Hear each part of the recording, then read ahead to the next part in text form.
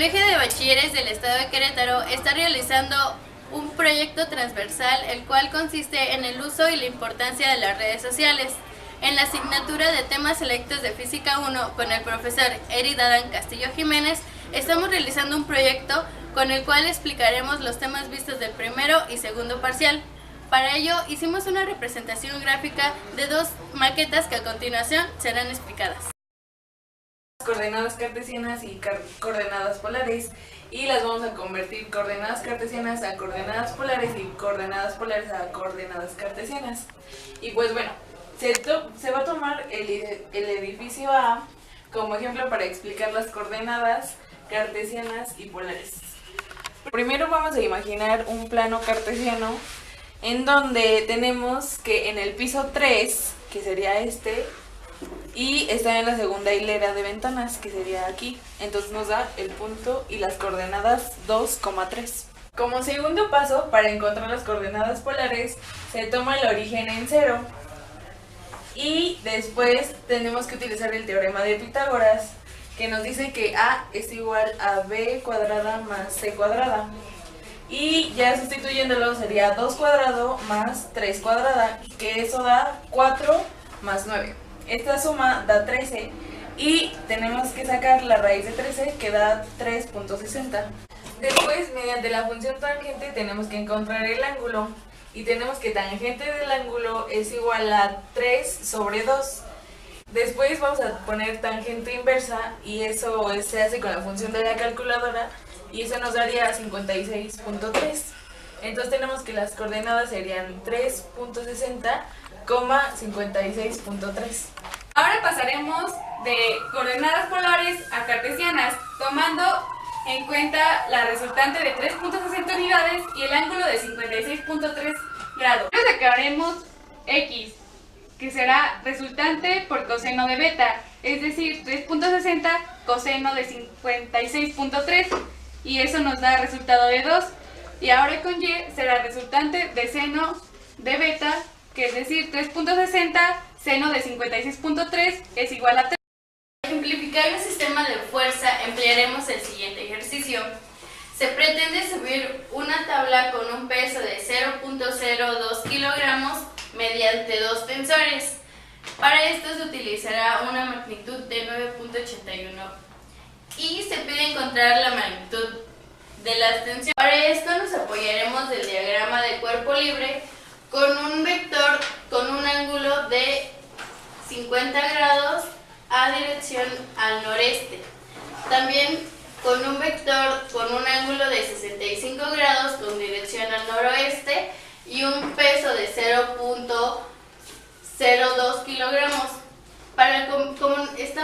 Vamos a necesitar newtons, vamos a utilizar la fuerza de masa por gravedad, que tenemos como 0.02 por 9.81, que esto da como resultado 0.1962 newtons. Esto tenemos la ley de senos, que es A sobre seno de A es igual a B sobre seno de B es igual a C sobre seno de C. Tenemos que la tensión AB sobre seno de 40 es igual a 0.1965 sobre seno de 115 es igual a la tensión de AC sobre seno de 25. Tenemos una igualdad de la sustitución anterior y tenemos tensión de AB sobre seno de 40 es igual a 0.1962 sobre seno de 115. Como se está dividiendo, lo pasamos multiplicando y tenemos TAB es igual a 0.1962 por seno de 40 sobre seno de 115. Esto nos da como resultado 0.1391 newtons. Igual hacemos lo mismo y tomamos una igualdad de la sustitución anterior y tenemos 0.1962 sobre seno de 115 es igual a la tensión de AC sobre seno de 25. Tenemos que la tensión de AC es igual a 0.1962 de seno de 25 sobre seno de 115. Esto nos da igual a 0.0914 newtons. 3. Solo para que quede claro que si tomamos otra igualdad de la primera sustitución para calcular la tensión TAC es igual a 0.1391 por seno de 25 sobre seno de 40, que nos da como resultado 0.0914 newtons. Bueno, pues el siguiente tema que vamos a exponer se llama sistema de fuerzas coplanares. Por medio de esta representación gráfica, o sea, que es esta parte, voy a explicar el problema, y el problema es: se quiere subir una caja de material por un plano inclinado, que es esto, y esto sería pues la caja del material, y vamos a determinar la fuerza que se ejerce para subirla. Bueno, pues ahora aquí tenemos la representación y el diagrama de cuerpo libre, que sería la representación y el diagrama de cuerpo libre. Bueno, esta sería la fórmula, que es la primera condición de equilibrio, que es Fy es igual a 0, es igual a n menos Fy es igual a 0. El 0 pues es de que está en reposo esta parte, como lo mostramos en la maqueta, pues que está en reposo. Entonces ahora lo que tendríamos que hacer es despejar n, que es, bajamos n, Fy, que sería nada más esto. Ahora lo que haremos será n es igual a 0.7 cos de 45. Para sacar este resultado de 0.7 tenemos que hacer cos de 45 y directamente nos saldría 0.0707. Bueno, ahora lo que usaremos será la fuerza resultante, que es que es el coeficiente de fricción, que en este caso usaremos el 0.12, que es del aluminio, y fuerza normal, que es 0.0707, y esto significa que la multiplicaremos para que nos dé el resultado de 0.08. Ahora la siguiente será la misma fórmula, que es primera condición, que es 0 es igual a F menos FR, que como ya habíamos dicho que FR es fuerza resultante, menos 0.1 kilogramos, que es ya cuando está cayendo la fuerza, y que sería sin de 45. Bueno, ahora lo que usaremos será la fuerza resultante, que es que es el coeficiente de fricción, que en este caso usaremos el 0.12, que es del aluminio, y fuerza normal, que es 0.0707, y esto significa que la multiplicaremos para que nos dé el resultado de 0.08. Ahora usaremos la misma fórmula de acá arriba, que es la primera condición de equilibrio, que es Fx es igual a 0, es igual a F menos Fr, como ya habíamos dicho, es fuerza resultante, menos 0.1 kilogramos, que es el peso del cubo, y ahora también sería seno de 45, que nos saldría F menos 0.08 menos 0.0707 es igual a 0, que al final nos saldría el resultado de 0.009, que esa sería la fuerza para poder subir el cubo hasta la... A continuación mostraremos otro ejemplo para demostrar la primera condición de equilibrio. Una caja por la cual se pasan materiales de construcción de 0.1962 newtons se mantiene formando un ángulo de 40 grados con la vertical mediante una cuerda horizontal. Hallar la magnitud de las tensiones 1 y 2. Tenemos la representación de lo que acabo de leer anteriormente. Pasamos a elaborar un diagrama de cuerpo libre en los que se colocan todas las tensiones que hay. Está la tensión 1 y la tensión 1 en X y la tensión 1 en Y con un grado de 50 grados.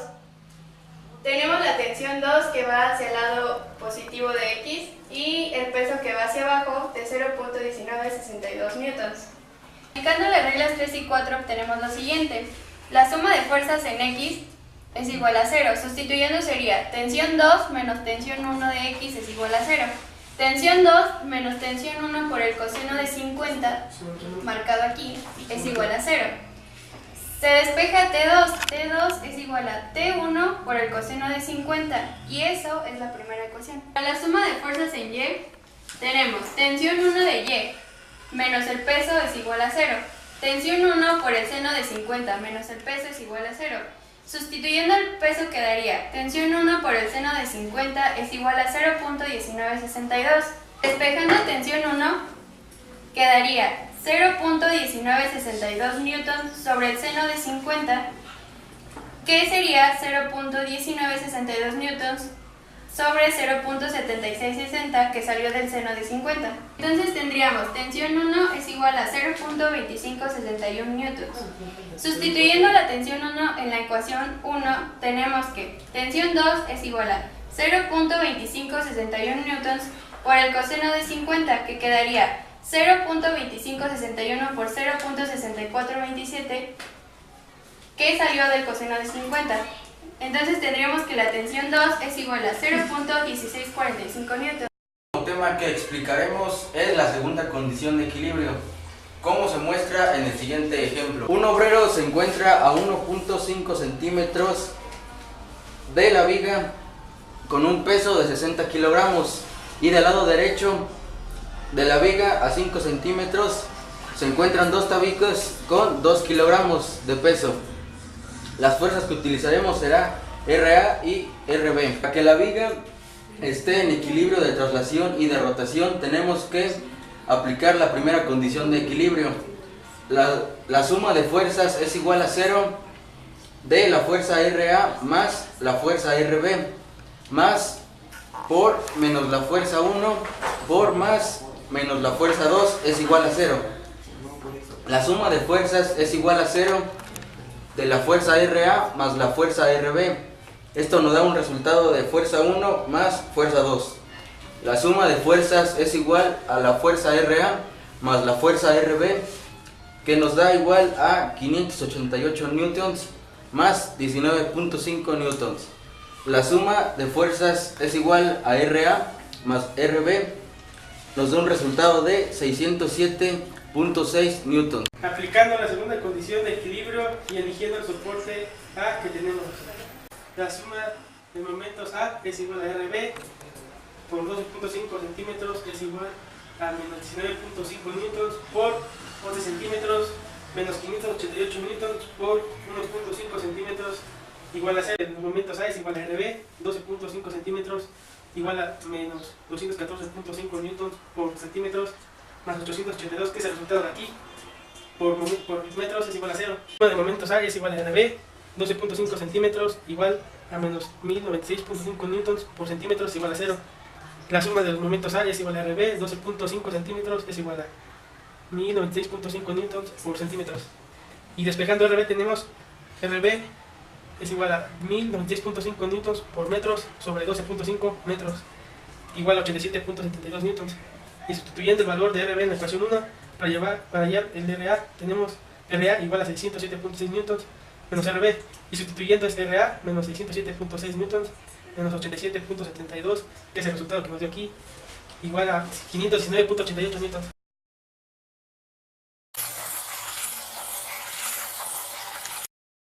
La velocidad angular del tren desde la estación 1 hasta la estación 2 con un ángulo de 180 grados, teniendo en cuenta un radio de 14 centímetros. Como primer punto tenemos la longitud de arco. Tenemos que la fórmula es longitud de arco es igual a ángulo por radio. Sustituyendo 180 por 14 nos da un resultado de 2520 centímetros, y así es como calculamos la longitud de arco. La velocidad angular del tren que se mueve a un ángulo de 180 grados en 3.43 segundos describe la velocidad angular en radianes sobre segundo, revoluciones sobre segundo y revoluciones sobre segundo. De la fórmula de ángulo en pi sobre 180 grados. De 180 grados, que es el ángulo que se mueve el tren, por pi entre 180 es igual a 3.14 radianes sobre segundo. 0.915 radianes sobre segundo. Este sería 2pi por 0.9154 es igual a 5.7516 revoluciones sobre segundo. 5.7516 por 0.9154, que sería aquí, entre 2pi sería igual a 0.8379 revoluciones sobre minuto. Y para sacar las revoluciones por minuto sería 180 grados por pi entre 180 sería 3.14, y 3.14 sobre 3.43 da un resultado de 0.9154 radianes sobre segundo. Después dividimos 180 grados entre 360, que son los grados que tiene el círculo completo, sería 0.5, y sustituimos 0.5 sobre 3.43 sería igual a 0.1477 revoluciones sobre segundo. Y después dividimos 3.43 sobre 60, es igual a 0.0571, da un resultado de 8.75 revoluciones por minuto. En este tema tenemos aceleración centrípeta. Un tren sigue una pista circular de 0.14 metros de radio pasando por dos pueblos distintos. El tren da una vuelta completa en 2 segundos. ¿Cuál es su aceleración centrípeta? Primero calcularemos la velocidad. 2pi por radio sobre tiempo. Sustituyendo sería 2pi por 0.14 metros sobre 2 segundos. Entonces tendríamos la velocidad de 0.4398 metros sobre segundo. Ahora, utilizando la fórmula de aceleración centrípeta, tenemos que es la velocidad al cuadrado sobre radio. Sustituyendo con el dato anterior quedaría 0.4398 al cuadrado sobre 0.14. Tendríamos la aceleración centrípeta de 1.3816 metros sobre segundo. Y eso es todo. El problema a resolver es el siguiente. ¿A qué velocidad va el tren para recorrer una vuelta en el circuito si el radio es de 12 centímetros y el recorrido lo hace en 3.43 segundos? Para resolver el tema tenemos esta fórmula, pero antes de eso tenemos que sacar el perímetro. Tenemos que pi por diámetro sería 24 centímetros, entonces sustituyendo sería 3.1416 por 24 centímetros nos da hace 35.39. Eso lo vamos a dividir entre el tiempo, que sería 3.43 segundos, que es lo que da el tren en recorrer todo el circuito, y eso nos da 21.98 centímetros sobre segundos. ¿Cuál es la velocidad angular de un tren de juguete que tarda 2 segundos en realizar una vuelta? La fórmula que utilizaré para sacar la frecuencia es 1 entre tiempo. La fórmula para velocidad angular es igual a 2pi por frecuencia. Aplicamos la siguiente fórmula. 1 entre tiempo que tarda 2 segundos equivale a 0.5 GHz. Y la velocidad angular es 2pi por 0.5 GHz es igual a 3.1415. Bueno, ahora lo que vamos a explicar va a ser a qué velocidad va el tren y es la siguiente. Bueno, la fórmula que ahora usaremos será W es igual a 2pi entre t, que t significa tiempo y el tiempo que tardó en dar la vuelta fue de 2 segundos. Entonces nosotros lo que hicimos fue convertir el 2 a minutos y nos salió 0.033. Entonces ahora la fórmula quedaría W es igual a 2pi entre 0.033 y nos da el resultado de 190.39955. Bueno, ahora les explicaremos la velocidad máxima. Vamos a sacar la velocidad máxima con la que se impulsa el tren. Bueno, y para eso utilizaremos la fórmula de la velocidad máxima, que es raíz del coeficiente de fricción por el radio por la gravedad. Tenemos que el coeficiente de fricción es de 0,25, que es el plástico del material que está hecho el tren, y el radio es de 14 centímetros, y la gravedad pues es de 9.81 metros sobre segundo. Bueno, ahora vamos a sustituir la fórmula. El 0,25 lo vamos a multiplicar por 0,14, que son los 14 centímetros que los convertimos en metros. Y después por esto lo vamos a multiplicar el 9.81 metros sobre segundo. Esto nos daría un resultado de 0.34335 y le vamos a sacar la raíz y eso da como resultado 0.5859 metros sobre segundo, que sería la velocidad máxima que alcanza el tren. Las fórmulas que se aplican teóricamente en la realidad también se utilizan. Desde el cómo un tren se mantiene en curva en caso de que la pista sea así, hasta cosas más complejas tales como la construcción de edificios y el traslado de materiales de un lado a otro, tomando en cuenta las fuerzas que se deben aplicar para cargar dichos materiales. Por decir algunos ejemplos tomados de las maquetas, es importante el reconocimiento de tales fórmulas para saber cómo las cosas se mantienen como están. Conclusión, estoy de acuerdo en que la física ha sido muy importante, ya que aprendí muchos conceptos y fórmulas importantes, pero la verdad espero aprenderlos mejor y reforzarlos este semestre con una reciente tarea que nos dejó el profesor sobre los temas vistos en primero y segundo parcial. Todos los ejemplos que realizamos en la vida real se observan y se pueden aplicar las leyes de primera y segunda condición de equilibrio, que son importantes para mantener un orden en las estructuras, como vimos en la construcción. Conforma parte importante del cálculo de todos y cada uno de los elementos que le conforman. Y pues bueno, como pudimos observar, las leyes que nos brindaron grandes científicos son algunas de las que utilizamos en nuestras maquetas. Y pues bueno, ya como último, esperemos que les haya gustado mucho.